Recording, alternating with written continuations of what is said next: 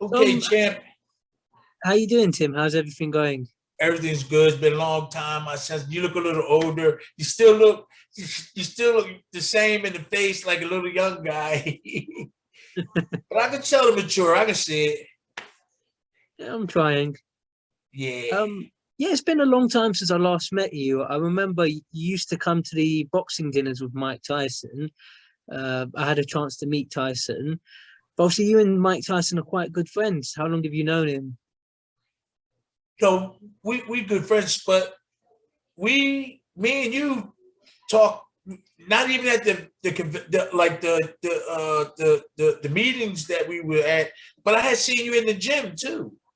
Yeah, Yeah, remember I seen you in the gym, you sparring, and I met you in the gym too. So I met Tyson the first time when I was in Don King's camp. Um, when I think it was around the time, I don't know if it's before I fought Bruno or afterwards. I met him. I went to Don King's. No, it was after, because I went to Don King's house to try to um, settle the differences we had, the lawsuit we had. So I had to go around there and uh, talk to Don King. So when I went around there, Tyson was in there. Tyson was sitting in there, and I was with I was with a a Muslim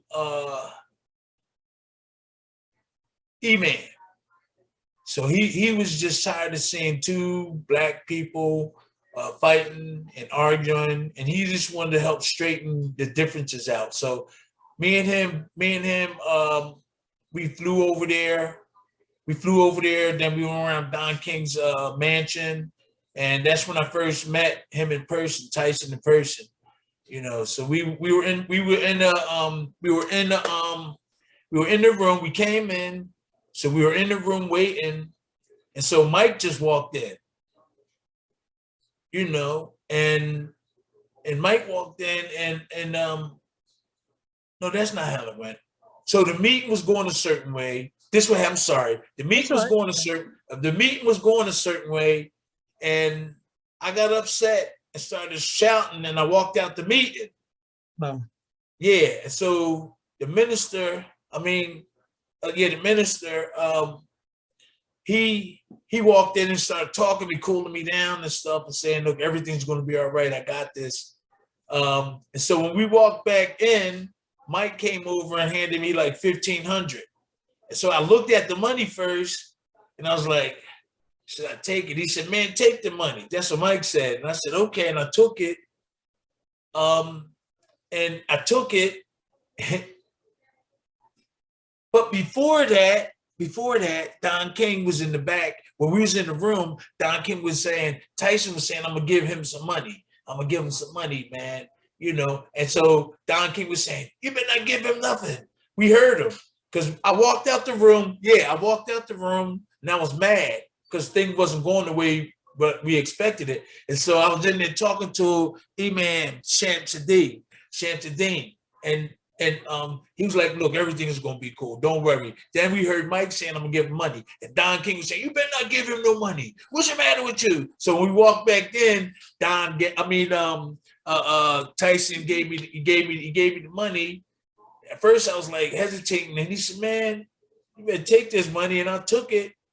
And I said, "Thank you, man." I said, "You're all right, Mike." And then ever since then, we've been not every day, not every hour, and all that. If I see him, we acknowledge each other. We did a couple of events in England. When I was over there, we was together. He gave me money over there. That's when I know the brother is a good brother, and maybe there's some things that cause him to act a certain way that happened to him, and I'm saying that's why maybe sometimes we see him angry.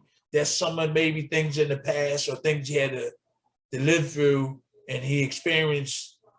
He just examined anger from probably thinking that's something I'm thinking. Maybe that's why he'd be angry a lot sometimes. He'll think about things, but other than that, he was pretty cool. He was cool. I gave him a lot of respect. Um, And I even told him, "You look, man, you in the wrong place." I think I was telling him, and Don was right there. I said, "Yo, man, you gonna get your money taken." I said that, you know, and so I don't really might talk about Don King that much because it's in the past. You know, it's in the past. It's done. Nobody helped us when we was trying to fight justice, fight against unjust. You know, so I left it alone. So the other, like a couple of weeks ago, no, we got in touch with Mitch Green about 5 days ago. You know, I heard he was sick. I heard he was in a home. Just I heard all these different things, and then somebody got his number and he called me, and he was okay. Mitch was okay. So I think it was long overdue where we need to the boxing all over the world need a union. We the only sport that really don't have support when your career is over, when you retire, nobody looks after you, and when you currently boxing, there's nobody helping you invest your money. Not the majority of boxers, I don't know if they're investing their money properly.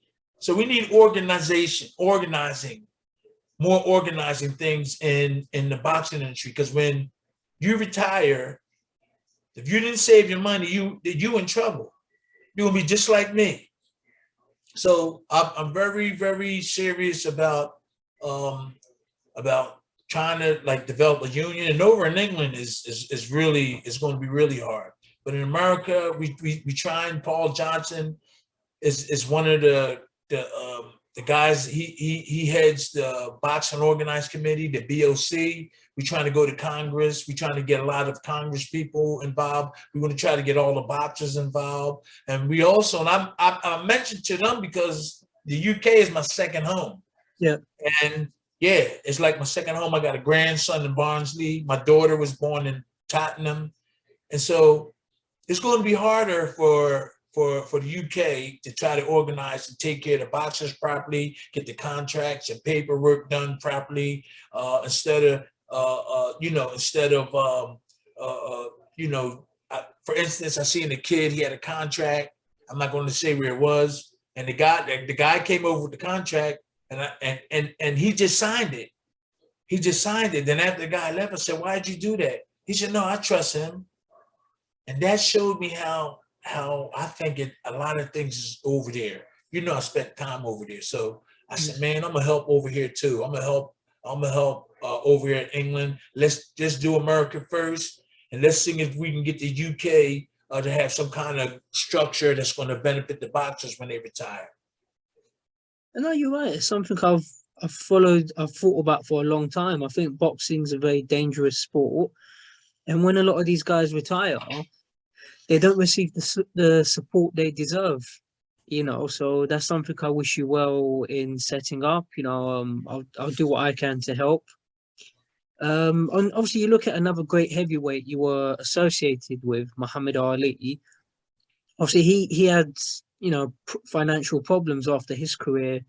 But on a more positive note, I know you used to spar Ali. I mean, what was it like working with, for me, the greatest heavyweight of all time?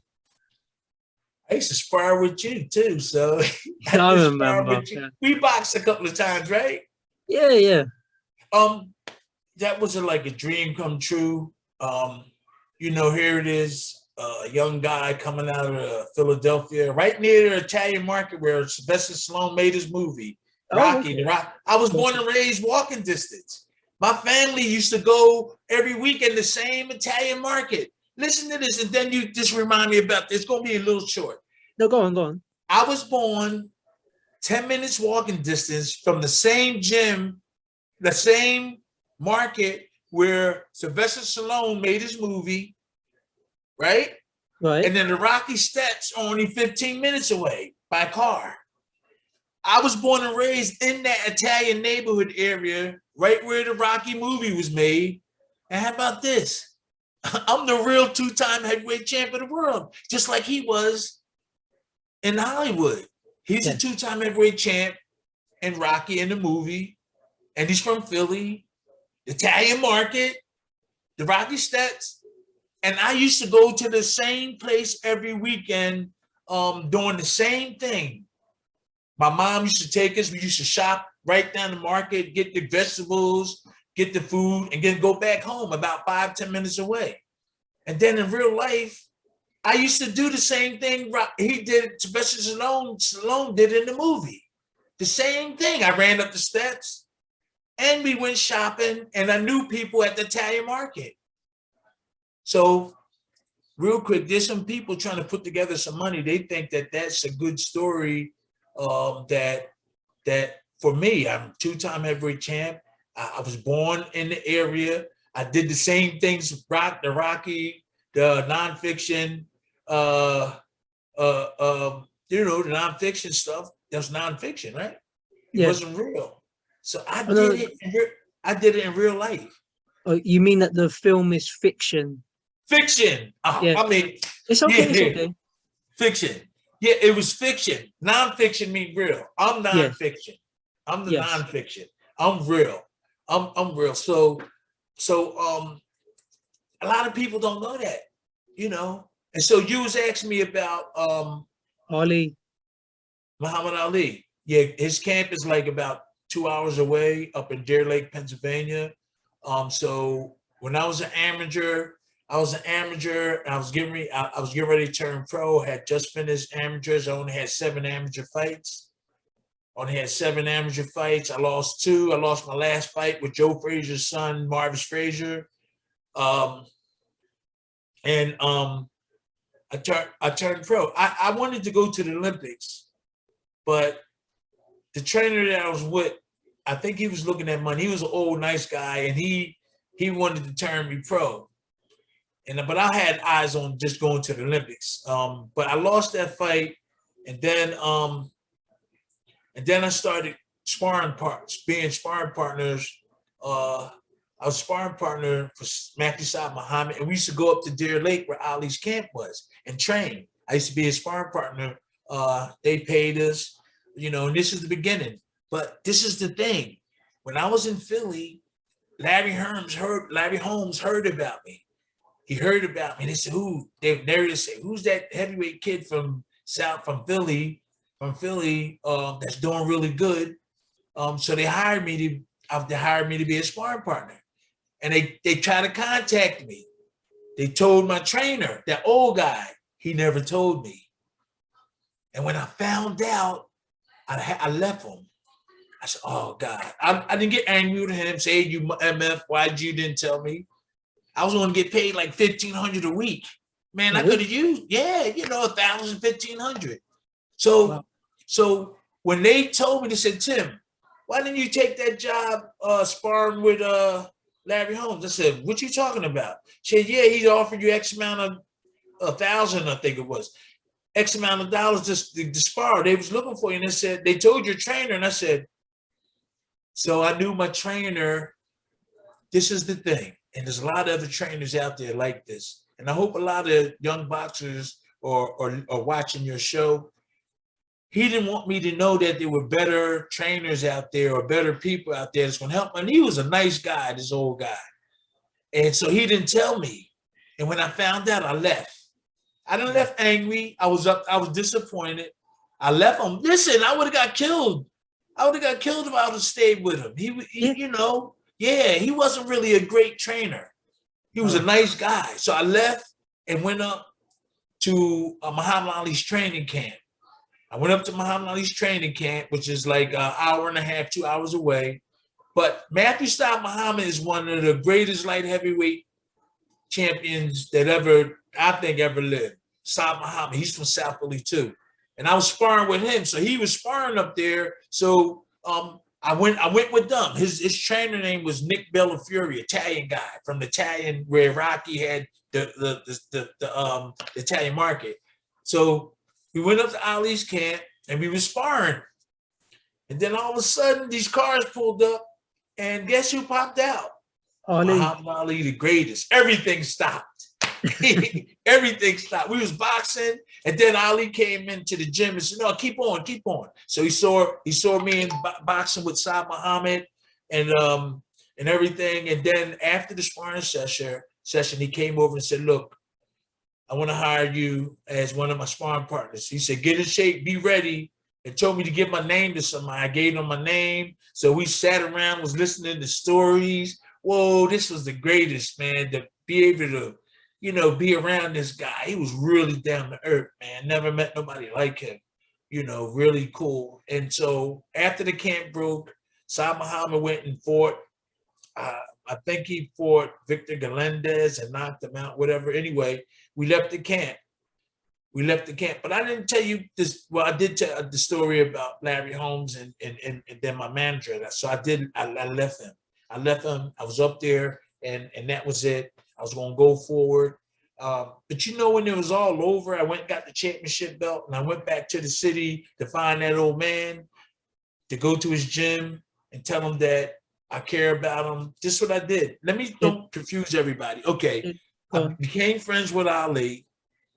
Okay, I sparring partners with him, and we started going, up the ladder. We started doing real good training. He's a beautiful person. He's a good guy. I remember when the security used to stop people from coming back to his room, and he's trying to rest. He would get out of his bed. He's carried tricks, these bags, and all kind of tricks in them. And magic. He'd get magic, and he would perform in front of people. So these people were sleeping. He was sleeping, and they snuck around the other way and knocked on the door. And then the security tried to kick them out. They woke him up, and he told the security to leave him alone. And that's what you call, he was trying to rest. He was down to earth, man. And there's a lot of other things that I was with Ali when I was fighting in Indonesia. He flew with us. I sparred with him weeks before I fought Tony Tubbs. I sparred with him before we left and I might have sparred him in Georgia where the fight was. I sparred with Ali then. He's just a great champion. And I love Floyd Mayweather. I love boxing, I love everybody. I know he was saying things that Muhammad Ali maybe didn't do when he did. I don't know if you see that footage. Yeah. But did you see that footage when he was talking about Muhammad Ali didn't do this, but he did? No, but he's talking rubbish. I've seen it. Yeah. I was like that. I didn't say any. I did say a couple of things. I said that's wrong. Ali did good things in the ring and outside of the ring. Ali, if he would try to change anything that was wrong once outside of the ring. I don't think Ali would have a strip club. I don't think he would own one of those. I don't think he would put his money all on the table. I don't think that Ali would wear all the jewelry. And Floyd is look, he could do that if he want to. That's him. He want to do whatever he want to do. But I think you would get more real people following you and being honest with you if you would do what Muhammad Ali does. He loved people, and if you're doing wrong, he doesn't like that. He's a great champion inside the ring and outside the ring. Muhammad Ali is. So I felt kind of bad when Floyd said those things. He said, "Well, what did Ali do? Ali didn't do that." And I know a lot of people felt the same way that I did. So Floyd worked hard and did what he did, making the money. So, God bless him. But Ali didn't go to war. Muhammad Ali cared about people. Muhammad Ali didn't go around doing certain things I'm not saying it's bragging, but he didn't wear the jewelry. He didn't do this. And you're entitled to do what you want to do, but I would figure people would lean more towards a champion that was like Muhammad Ali, So he was a really good champion. He was a good champ. So I don't see anybody can say anything negative about him or his accomplishments, because he accomplished in the ring and outside the ring. But Floyd has the title to do. And he's entitled to do whatever and behave whatever he want to do. It's up to him to do it. But that was the wrong person. I don't know. I think a lot of people that love Muhammad Ali probably don't want to support Floyd, or they might want to support him, but just say, look, man, in they self within themselves, man. I think that wasn't cool because Muhammad, that's the man, you know, that's the man. Yeah, but people say a lot of silly things out of ego or ignorance. So I just think the things Floyd said are silly, and there's no comparison. Ali, just a different level of class and courage, no question about it. Yeah. Yeah, it's amazing. You got a chance to spar Muhammad Ali. As a fighter, for me, the two fights that stand out for me is when you knocked out poor old Frank Bruno, and when you boxed, you fought Larry Holmes. You were a novice, but it was a very difficult fight for him. Some people think you won that fight. So can you It tell me was the a very two difficult fight for who? for Larry? Okay, yeah, Yeah, okay, you thought I said something else. No, you gave him problems. So can you tell me about the Bruno fight and the Larry Holmes fight? okay. I'll briefly try to put it together because, as you know, real quick, there's a lot of boxers that's not damaged, but after the career is over, it's kind of hard to like transform into because you're training every day, you're going away, you're going there. So now you're a rich average person. So it's kind of hard for them to settle down and go, and do regular stuff, So I forgot the question too. That's all right. I was I just saying, really, tell me about the Frank Bruno fight and the Larry Holmes oh yeah, fight. The Frank Bruno fight. Okay, so the Frank Bruno fight that was in '86, but okay, the Frank Bruno fight was a really big build up fight, especially over really for overseas, over in England.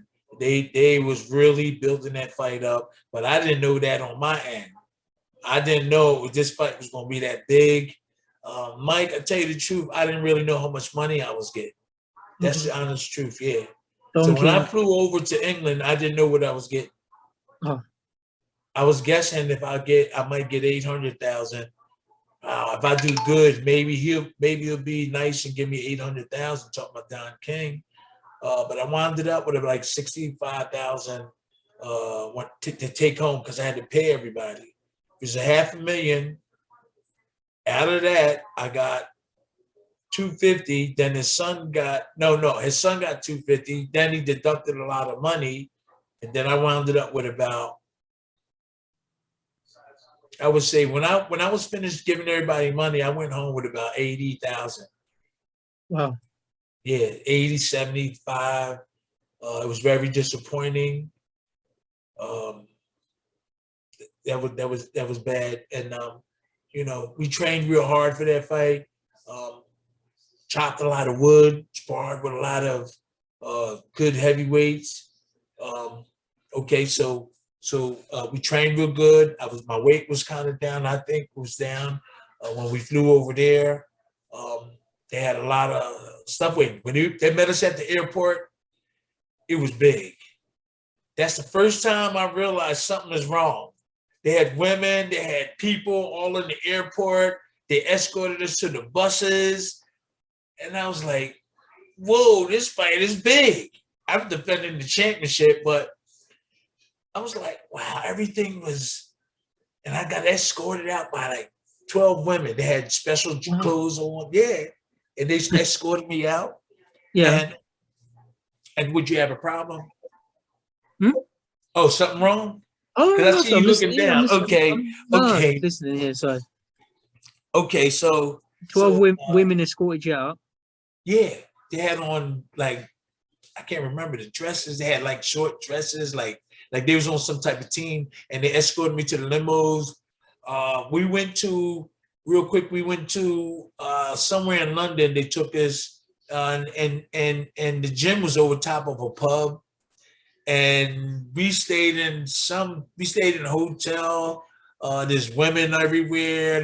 And I think there was women trying to like trying to get with us, like trying to get, yeah, there was women. I knew that Wow. was they was there for that. Trying to make me weak at the knees and stuff like that. Yeah, you don't want that. You Yeah. don't want that. No. So one day, these people they brought over about 5, 6, maybe 10 cases of orange juice. And they brought it to my room. They brought it to my room and gave it to me and said, oh, this for you. And so I said, oh, okay. I brought it in there. So we would go running every morning. And after the run, I drank like a quarter of one, right? Yeah. And my weight, I think my weight was down, but I was drinking that. I drank the whole one down. So a couple of days went by and Slim was like, Tim, you look a trainer, man. You look like you're getting heavy. You gaining some weight. And I said, no, I'm all right. Everything good. So after every day we ran, I just go and I drink. So Slim came up to the room. My trainer came up to the room. He knocked on the door. He came in. He said, what's that? I said, that's orange juice. He said, where you get it? He said, well, they gave it to me a couple of days ago. And he said, wait a minute. So he looked at it. He said, man, all this sugar in here, man, don't you know? He said, I knew you was looking kind of heavier because, you know, so he gave all the orange juice to the sparring partners and stuff like that. You know, he gave it to them. Yeah, he gave it to them. And he said, yo, we got to watch this place. He said, no, we can't stay here because we was staying over top of a pub too. We were staying over top of I think the gym and everything was in one building. I can't remember, but we had to get out of there. So we told them we can't stay there. Slim said, nah, let's get away from here. Let's go somewhere, you know. So we went to Basildon. They said that's how we wound up in Basildon, but we originally was in London. And so we went to London and we went to Essex and we was doing our workout there, running, boxing and sparring, you know. And then we had to come back to Wembley Stadium the day of the fight to fight. You know, we had to weigh in. I was trying to scare Frank at the weigh-in. I was trying to take advantage and see if he would take it. I did a little, but it wasn't a lot. Like I kind of like got to him just a tiny bit, I think, you know. And so we was using all kind of tactics to see where they come from, where Frank, if he gets scared or if he get nervous, I was using all kind of stuff. It really didn't work. So when the bell rung, it was just a fight. At the weigh-in, I was heavier. I do think the orange juice did put on about maybe 4 or 5 pounds, because I did drink some later on too. You know, there came in quart bottles, and it was a whole and I just was drinking them. And so that's where I think my weight came in, because when I left America, my weight was okay. So you know, that's tactics, and you can do whatever you can legally to try to throw me off track. And orange juice was one, trying to make me gain weight. They were sending women. So we went to Basildon. We stayed in that hotel. We sparred, we ran, and then we cut it. The fight came. You know, we tried to skip, like we weigh in. We did the weigh in. That was it. So when the bell rang, I just said, man, I got to win this fight. That what was going through my mind. Walking out to the ring, it was crazy. You couldn't barely get through. You know, screaming, you know, all these, Bruno, you know, all this stuff. But I said, whoa, that gave me energy. Yeah, I said, whoa, this is where I want to be. This is what I want to do. So the more that I seen this, I was like, whoa. And then we got in the ring. But okay, we're talking about that. Ali saved our lives after the fight. So yeah, he did. We're gonna get to that. So at the fight, you know, we were right near to like these big doors near the end somewhere in Wembley. Our dressing room was down there, and the doors was right there. They were real high, the doors, and they was wide. So we was getting ready for the fight, and Slim tried to use tactics to slow his trainers down, bring those trainers. You know, what we did with Larry Holmes, his gloves was already wrapped up, and my trainer went in there and told him, he didn't see them wrap them. They got to take them off. So he had to take the gloves off and the wraps and re-wrap the hands. Larry Holmes was so mad. This is my trainer. He's smart. Yeah, he waited with us, and then he went in there and told them, "Oh, wait a minute, I wasn't there." So now he had to, and Larry Holmes was burning up. He was saying, as long as you black, don't you, he would cuss Slim out. So jumping back to Bruno, Slim was trying to do same type of tactics. Okay. You know, you try to go in there and see what he can do. I don't know how much, I think it was the glove, his hands. Okay, our issue with Frank Bruno, our tactics to scare them was to try to do something about his gloves. So his hands, they try to get bigger gloves because Frank got big hands. Oh. Yeah, so they try to okay it with us, and Slim said, no, he got to wear the small ones. Yeah, so that was the only edge we had. Frank was trying to try on the gloves, and they were too small. He had big hands, like the way the gloves was. So Slim made him wear the small gloves. Slim said, no, he got to wear those. You can't get no bigger ones. And I seen the difference. So we went out. We sitting around waiting for that fight I was kind of okay, comfortable. Said this is the right time, and that everybody was saying that he can't take a punch. So I avoided our plan, saying, you know what, I'm just gonna try to hit him on the chin. Because everybody's saying English, Americans, everybody said he can't take a punch. And when that bell rung, I was hitting him on the chin, and he didn't go right down. He didn't go right down. I did. I hit him a couple of hard times, and I said, you know what? I think it's the way you hit him, maybe, or where you hit him, because he's sure taking a couple of my punches. But later on, everybody found out, in the ninth round, when I hit him with that overhead right, that's what did it. Then I finished it off by a couple of combinations, then he went down. But during the fight, he was winning the fight. Everybody over there was on his side. He had good support. Everybody loved him. And he loved them too. He loved everybody. I really love Frank is cool. I love Frank, man. After the fight, we became friends. But so during the fight, we was going back and forth. And before the fight, he thought I was a partying guy, going out, partying and flamboyant, but I wasn't. And you can see on some of the documentary they made before where when they interviewed him, he said, yeah, Timmy, yeah, he's like character. He like go out, party. I mean, he like to do this too. But in real life, you see me here, I'm with this little girl, my daughter, cooking dinner. I'm right here. Did the same thing with my other kids. So somebody misled him.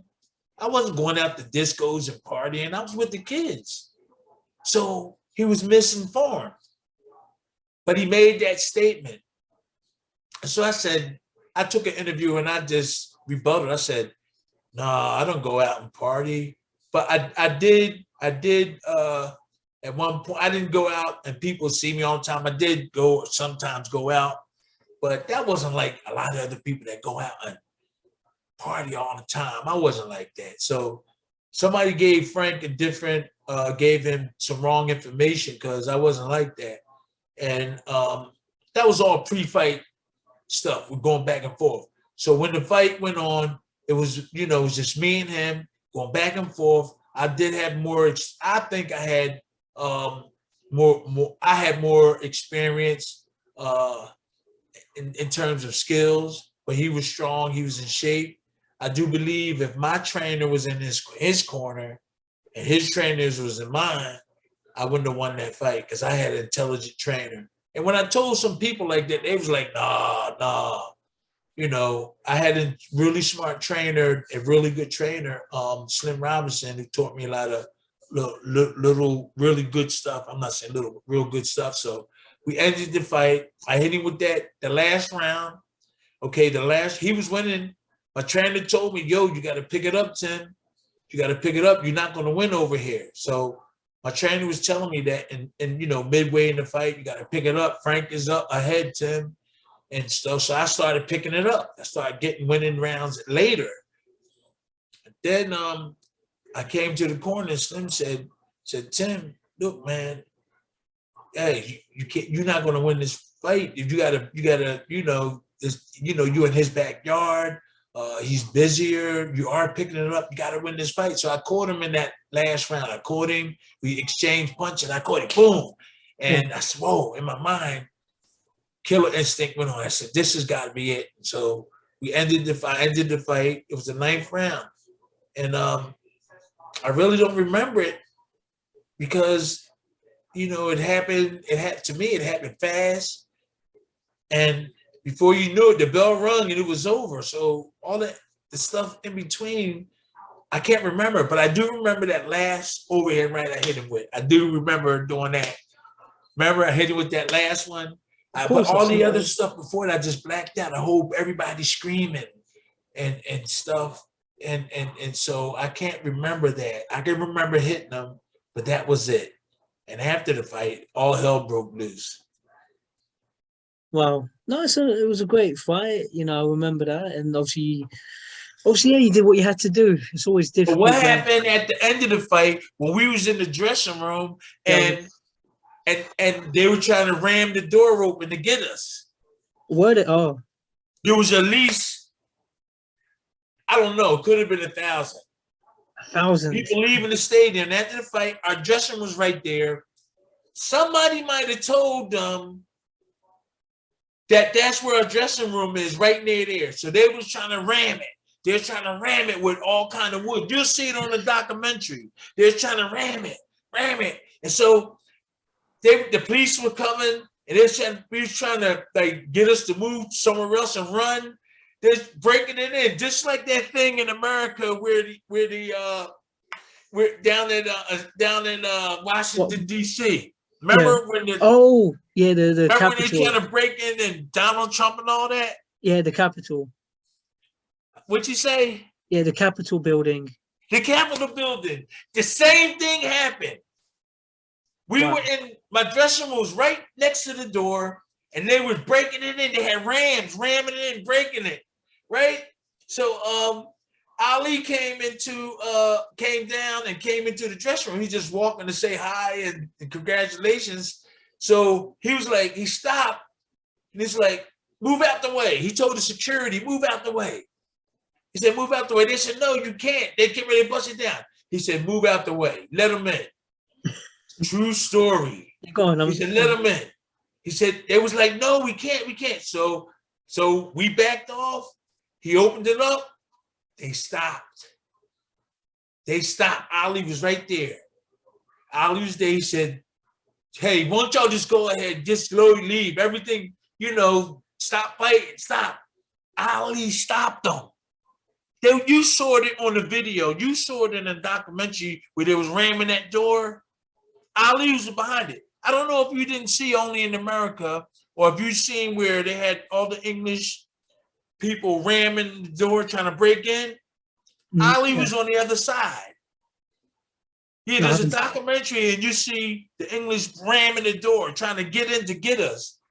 Ali was standing on the other side, and when they opened it, they stopped and walked away. And he saved, we could have been in bad shape. He saved, somebody could have got killed. I know somebody could have seriously got hurt because those people were serious. They were serious, and you could see when the video that they wanted to revenge or something like that. So that was a great experience. We left Don King sent everybody else home. I think it was the next day or the day after that, and kept me there. He kept me there and sent everybody else home. Then I flew home later. Okay, that's an interesting story. It's fortunate Muhammad Ali was there. I know. I know. Lucky he was there. Something I know. Something I want to ask you is about the heavyweights, the current heavyweights. What would you say the problem is? Why are heavyweights from previous eras? Why were they much better fighters? Do you think the level of trainers and coaching has gone down these days? Because yes, a lot of the time, I'll give you a quick example. Back in the day, you have people like Angelo Dundee, Ray Arcel, people like Custamato, people like this had a boxing education for a long time. I'm not saying you have to be a fighter, but that knowledge will get passed on from master to pupil. But these days, anybody can become a trainer. Anybody can get a boxer-size qualification, or my cousin's a fighter, I'm his uncle, I'm his brother. And you get all these people that you haven't had that knowledge passed down. So do you think that's one of the problems for why trainers aren't as good these days? Since you're my friend, and I knew you for a while, that's why I'm doing this, because we friends and I know you. Because I wouldn't, I'll do it with people, not like this type of one. You called me and you said, Tim, could you do it? I'll do it. But people call me and I won't, I got to get rest and stuff. Yeah, So I'm yeah. taking time out, but we spent time together. That's why I said, let me come do it. But you talking about the trainers now. The trainers, like my trainer was really good. There was Jimmy Arthur. There's a whole lot of other trainers out there. Emmanuel Stewart.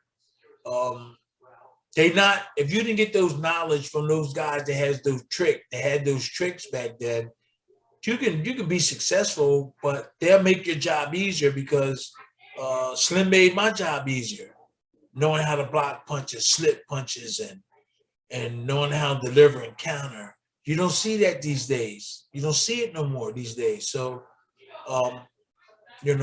right now you got guys that never fought in corners of champions now. Sugar Hill. I like him. I like Sugar Hill.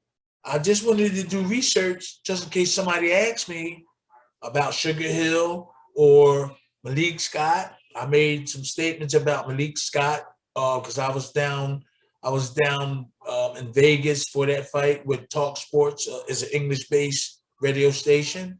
Yeah. I was with those guys, and I was analyzing.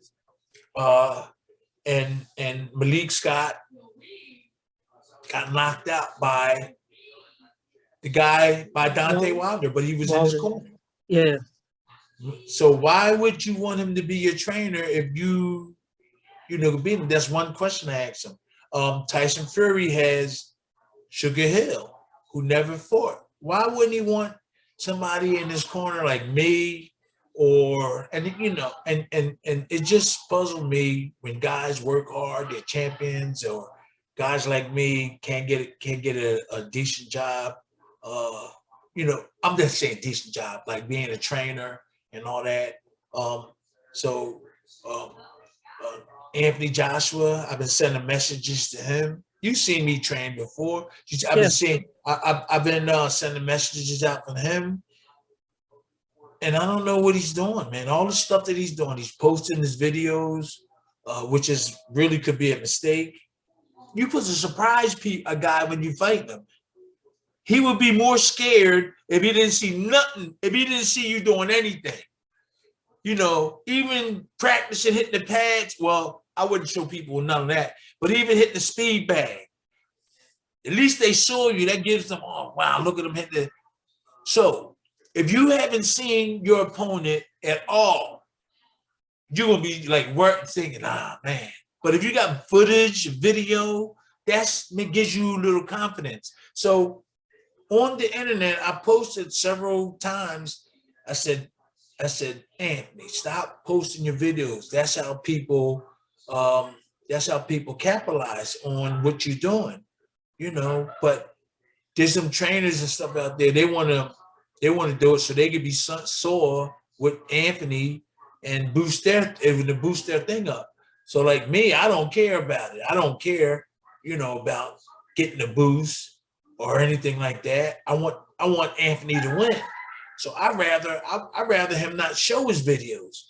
Isn't that logical? Like you're not showing some of your stuff at all, even exercising. Have your opponent be like sweating, like, wow, I wonder what he's doing. That's like a weapon. Yeah. So he's on the internet, shadow boxing, doing this. I didn't see no sparring yet, hitting the pads. And you know where that comes from? Inexperience. The people around him. And the people around him, they want to be celebrities, or they want to be, like Sugar Hill, top celebrity now. He never fought a day in his life. He never fought a day in his life, and he didn't work as hard as guys like me.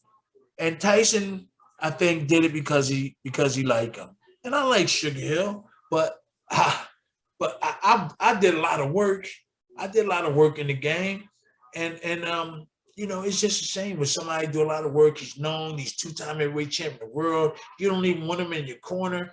I'm not talking about Tyson Fury and Sugar, you know, and Sugar Hill. I'm just saying I've been trying to help Anthony Joshua because I met him a couple of times when I was in England. He's a real nice guy, you know, and I wanted to show him some defense, show him how to manipulate his opponent and get that shot in there and take him out.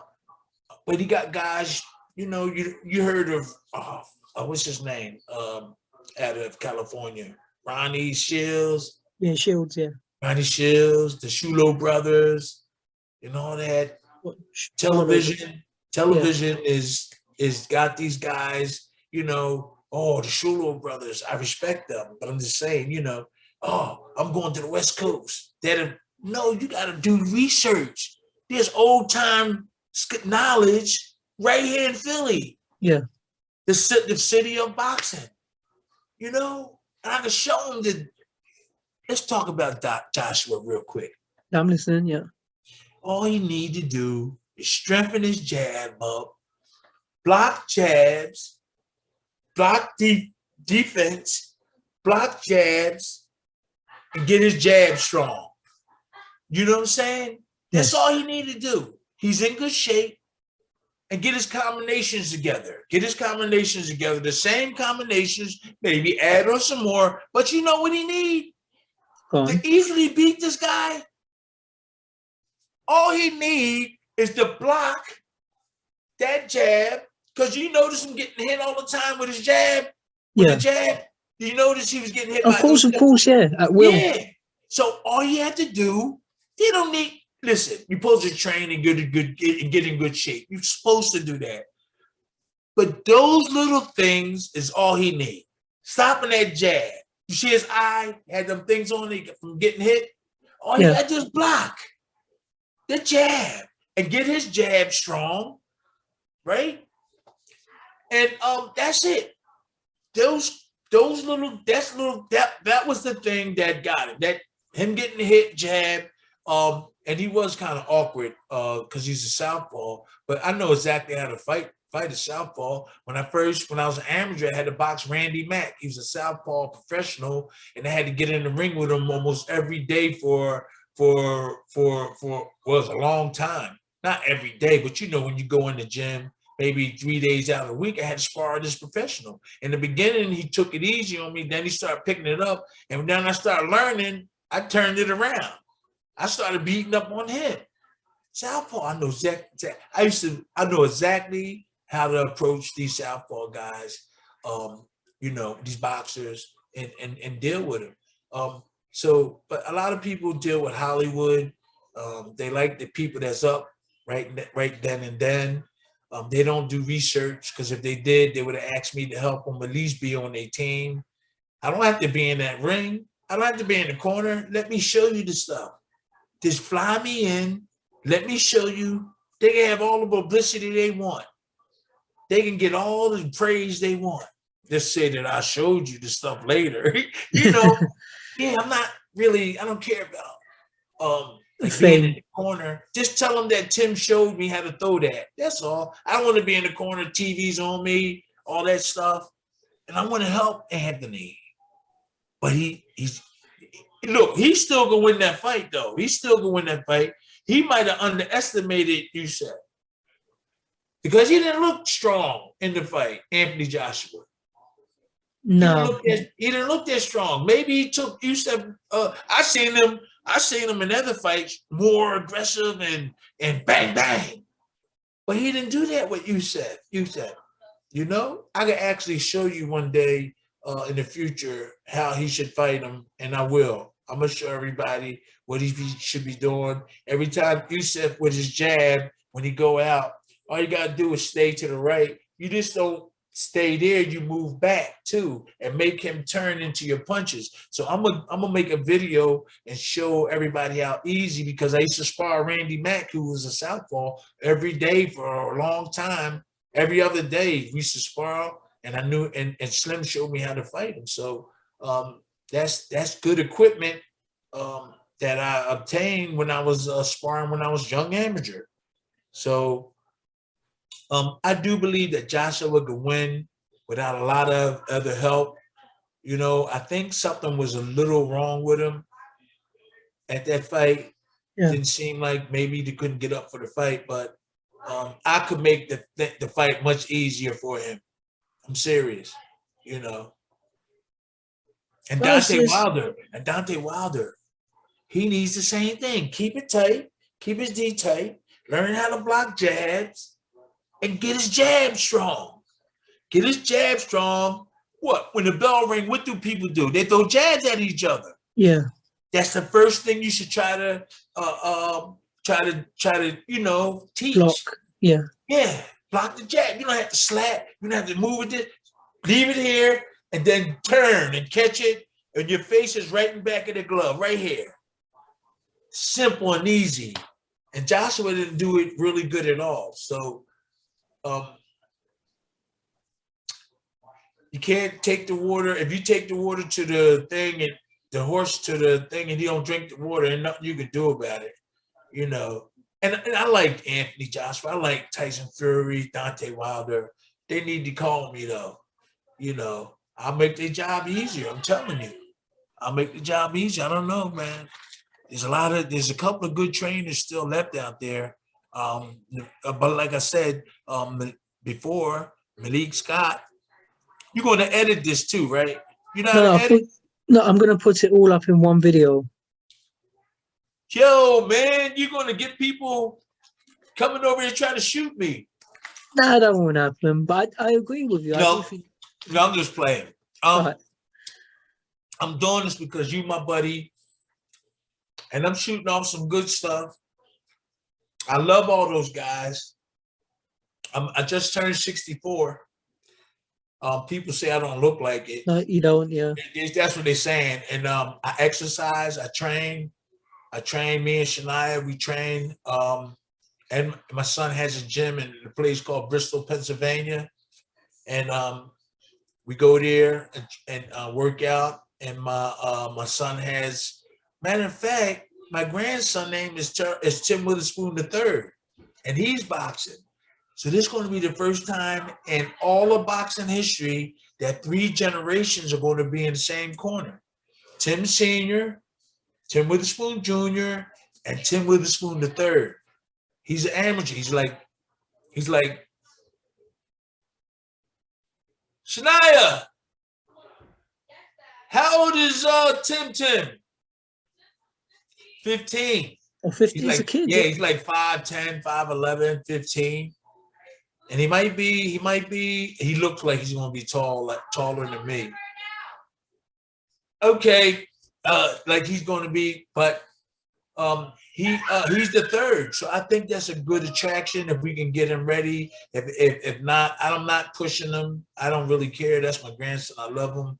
But everybody, there's 3 generations. It's going to be the first time that 3 generations are going to be in the corner, in boxing. So that's the first time. Senior, junior, and the third. So he's an amateur now. He lost his first fight. So did Junior, and so did I. So I lost my first amateur fight. His dad lost his first amateur fight, and so did he.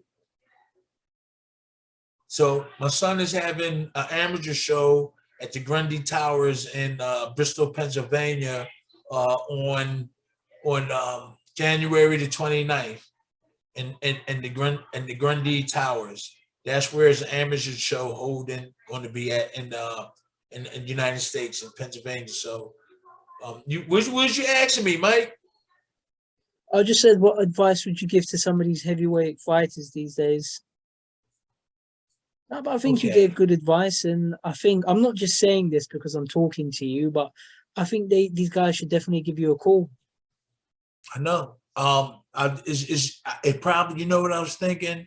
You know that the trainers legally, well, 10% is they're working, what they get paid. I Yes. do believe that that is one of the subjects in Dante Wilder, him and um him and Malik Scott. I know he don't give him the full 10%. And me, I would just, take a payday. But really, that's what trainers, that's the fee. A trainer gets 10% in America, 10% of whatever you make. He's teaching you, he's there with you. So that could be a situation with Tyson Fury. I don't think Sugar Hill getting 10%. I don't think that Malik Scott got 10%. They just got what they gave him. So that's the only reason I could think these guys are in their corner. They figure they might have to pay a real good trainer 10%. But I would work with somebody if they're making 30 million. If they're making 30 million, but that means 30 million. That means that is that what's that, What? 13 or is that What? 10 3 million? 10%? That's 13 million. No, 3 million. 3 million is okay, 30, right? Yeah, that'll be 10%. 3 million. Okay, 3 million. Okay, I knew that what it was. I got confused. Okay. So that's what they're gonna have to give up. But I do believe that he just gave them whatever or whatever. But I wasn't looking at money. I was looking at the televisions. I was looking at whoa, it'd be worth more than money if I show him and he knocks somebody out and I'm in this corner. Oh yeah, I would love to get that money. But you know what's worth more? The people knowing that you was in the corner and taught him that stuff and he did it. Yeah. That's worth a lot of money. Once Anthony Joshua, I'm in this corner and I showed him and he looked a little different and they said that I helped them do it, you'll get the money plus you'll get recognition. And that's important. I was looking at that more so than getting paid. Oh, he won. Tim Witherspoon showed Anthony how to do that. Or you know how many people will be calling you and you'll be going all around the world or whatever. And because you did help this champion out, you'll get a lot of work. Talking on television, maybe getting a money job, talking on television and stuff like that, because you helped somebody in a big fight. That could lead into something like that. I was looking at that too. Being revived, being brought back. I don't think I'm really been out of the people do talk here and there, but bringing some old timer back, and he helped this young heavyweight keep his title. That's worth something. So a lot of trainers be just looking at the money part of it, but I was looking at both. Yeah. Yeah, you want to have the legacy, the respect as well, be remembered for what you've done. Yeah, so that's primarily because like I said, I was with Anthony at a couple of events, and he helped me. We was on the train together, talking when my daughter was a baby, and I talked to him. I say, oh, he's a nice guy, and he's fighting and everything. And then, I just figured, man, when I see him, I say hi. And he's progressed real good, but when he get in that ring, he don't look really professional. He should look better than that. A lot of guys rushing their motion, like their movement, because they don't really know stuff. And when I get in the ring, I relax and I keep my hands where they're supposed to be. I don't move around and stuff because you're not sure when you move, you're not sure of what's going to happen. When you relax and you know that you can block a jab, you can block a hook, you won't move as much because I'll let this dude say, look, man, come on for that punch. No, I'm going to miss it. Boom, boom, boom. I'm going to block it. Boom. This is why a lot of these boxers move. A lot of them move for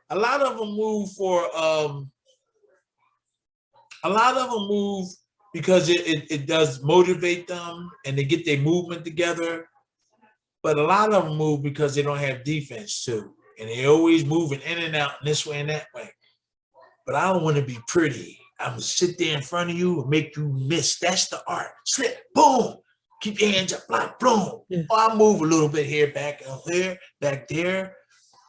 And you got to burn energy when you're doing all that movement. So it's beautiful to see that art.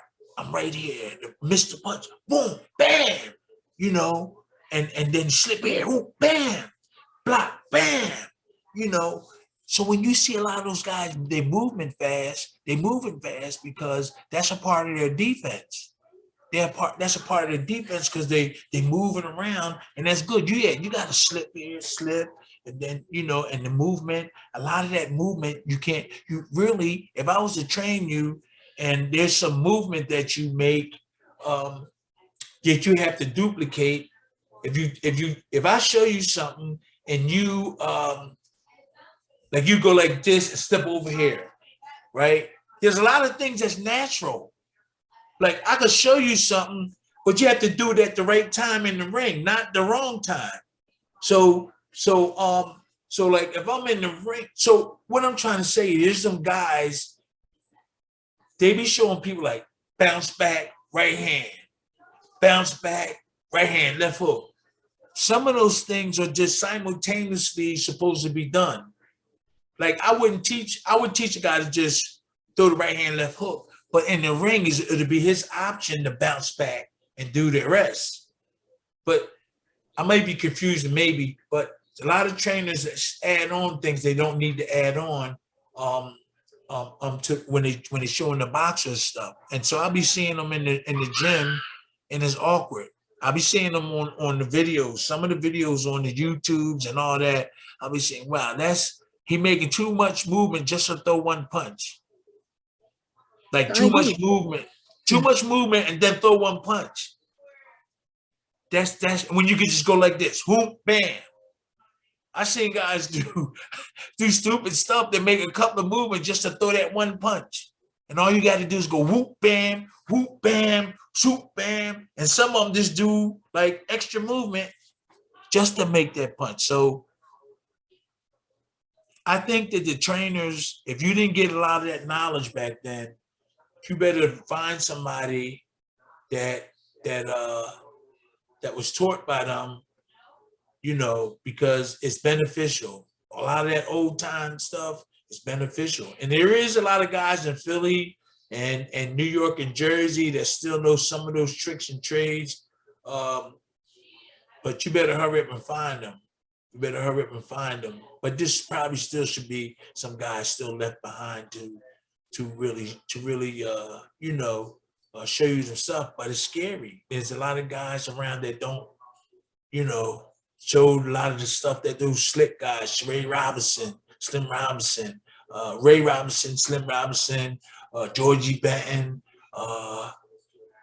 There's a lot of other trainers, but I call Teddy Atlas a trainer. Did he fight? I'm not on here to criticize. Really criticize nobody. But I do know all the bones is in the closet.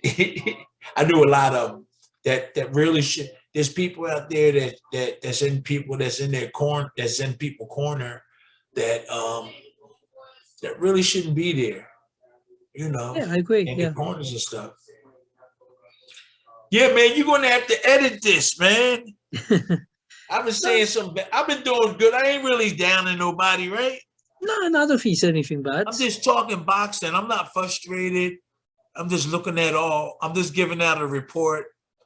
There's a lot of people that can give out reports and stuff like that. And there's a lot of boxers, a lot of people, a lot of boxing fans.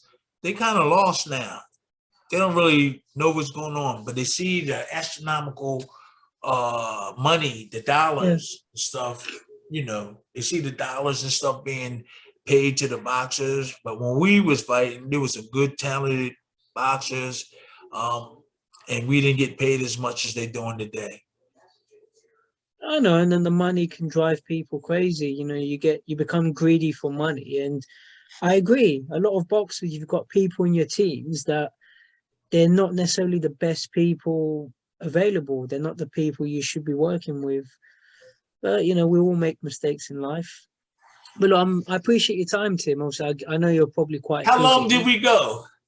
I'm not. It's probably got to be close to an hour or something, I would guess. Listen, we could do short ones too, you know. And you know, you want to say hi to him, Mike? Come on, she's from Tottenham. Come on, Shania. Is it recorded? Is it recorded? Yes. No, No, it's come recording. on. Yes, if it's recorded or not. Didn't you see her before when she was a baby?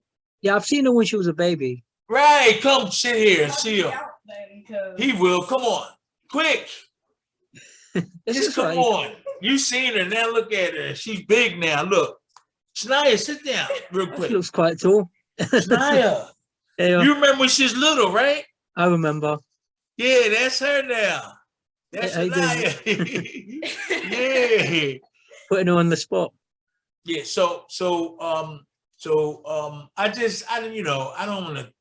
don't want to like down nobody. I'm not frustrated, but it's just like certain things that's happening, you know. Oh, certain things that's going Yeah, on so- today. They didn't go on when we fought in terms of like trainers and you know, Dante Wilder and Tyson Fury, the fight to me, it was a sloppy fight, but it was a fight that they were fighting to win and to establish who's going to be champion. But in terms of skills, Tyson even said it. He didn't see none. He didn't see any. So yeah, Tyson said it too on the news. He said he was like a little disappointed in the way they fought, and there was no skills. I said that too. I would like to have been fighting during this day and time. So we can do. Let me see. We can do something. We can do something again. Okay. You just That's got to keep great. in touch with me. I will. I appreciate your time, Tim, and it'll be good to talk to you soon. Okay. So you're gonna send me this too? I'll send you the video. Okay. All right. So I'm gonna wait. When you gonna put it out? You got to get an editor, man. Some of these things you got to cut out. I don't think you said anything bad. You know how to edit? Yeah, if you really want me to. You don't know. Yeah, I You do. don't I know how do. to edit, man. I'm at to send somebody over there to edit for you. I do, but I mean, I don't think you've said anything bad. So this was pretty good, right? Yeah, it was good. Decent interview. So where you gonna put it out on? Put it on YouTube. Okay. Dang, I said some bad stuff about people. No, you didn't. I don't think you did. I know. I just told these same stories I told over and over again. But just remember the Don King one is over. Oh, there's something happening outside. The Don King episode is over. I don't really care. They try to get me to do this thing, and I said, nah, it's over. They try to get me to do this thing with them, but I will. Sometimes I'll speak, a brief thing, but it's over. I don't want to do it. He threw a right hand, I threw a left hook. The fight is over. Thank you.